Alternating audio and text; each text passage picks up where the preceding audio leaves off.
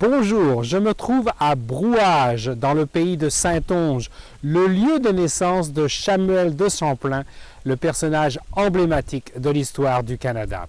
Alors si le village aujourd'hui ressemble pas tout à fait à celui que Champlain a pu voir au début du XVIIe siècle, je vous invite cependant à cette visite du village, aujourd'hui classé parmi l'un des plus beaux villages de France. Suivez le guide. Si Samuel de Champlain revenait à Brouage le temps d'une visite, il reconnaîtrait à peine la ville qui le vit naître en 1567 et encore moins la campagne environnante. À l'époque de Champlain, la mer venait jusqu'au pied de la ville et Brouage était un lieu important de production de sel, un élément nécessaire à l'époque pour préserver la nourriture et un facteur qui s'avérera essentiel pour les explorateurs du Nouveau Monde. Les nombreux marais salants environnants produisirent ainsi une des plus grandes quantités de l'or blanc en Europe. On sait que Champlain quitta Brouage en 1595 et qu'il y revint très peu. Seul un acte de vente de 2 maisons témoigne de sa présence par la suite à Brouage. Celui qui deviendra le père de la Nouvelle-France consacrera l'essentiel de sa vie aux explorations. Ce n'est que plus tard, sous l'impulsion du cardinal de Richelieu vers le milieu du XVIIe siècle et de Vauban vers la fin du XVIIe, que Brouage devint alors une place fortifiée. Elle s'inscrivit dans une vaste ligne de défense des côtes du royaume et aussi servit sans doute à garder un œil attentif sur la ville avoisinante de La Rochelle, ville alors réfractaire et protestante.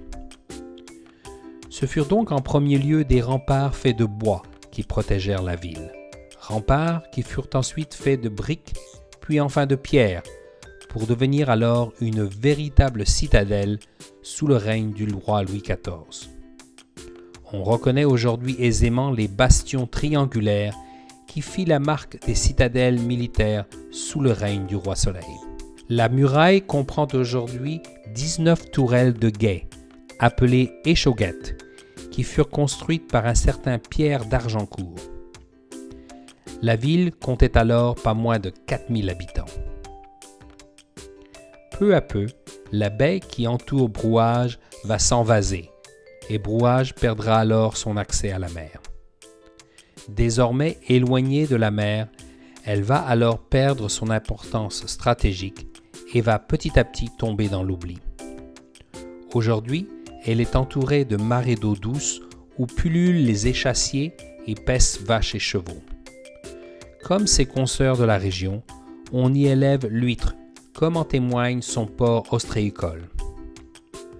Au début du 19e, elle va fusionner avec la commune de Yerres toute proche pour former la ville de Yerres-Brouage. Les remparts ont fait l'objet d'importantes rénovations dès le début du 20e. Brouage va alors ressortir de l'ombre pour devenir aujourd'hui un lieu touristique très fréquenté.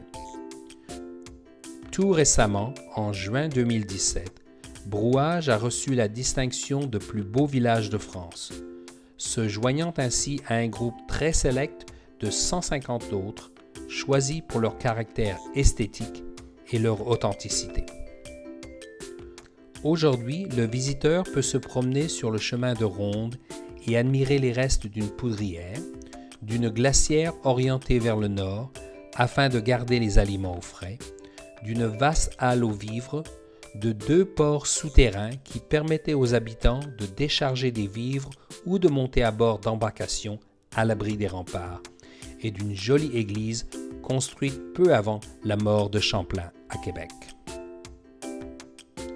Les visiteurs remarqueront dans de nombreux endroits de la ville des témoignages de la participation du gouvernement fédéral canadien et de celui de quelques provinces telles que le Québec, l'Ontario et le Nouveau-Brunswick.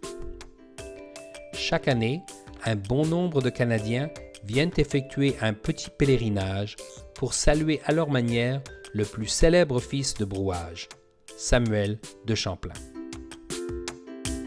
salle de presse est financée par le gouvernement du Canada par le biais du programme Nouveaux Horizons pour les aînés.